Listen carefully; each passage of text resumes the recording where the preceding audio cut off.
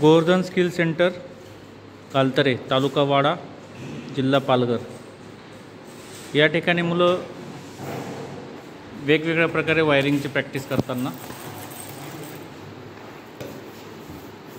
टूल्सचा, हत्यारांचा योग्य वापर करत असताना वायरिंग कशी करायची,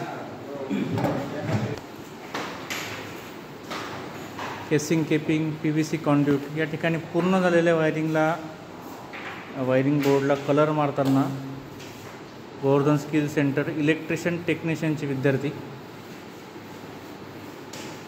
वायरिंग पूर्वतयारी करत असताना इन्स्टॉलेशन डायग्राम, प्लॅन सगळं तयार करता प्रत्यक्ष मेजरमेंट घेऊन प्रत्यक्ष वायरिंग कशी करायची याच्या छोट्या स्वरूपात इथे सराव झाल्यानंतर प्रत्यक्ष बाहेर गेल्यानंतर मुलांना योग्य प्रकारे वायरिंग करता येते। हे छोटे छोटे स्किल्स, छोटे छोटे गोष्टी आणि इतर भरपूर काही गोष्टी गोवर्धन स्किल सेंटर कालतरे, तालुका वाडा, जिल्हा पालघर या ठिकाणी शिकवलं जातं।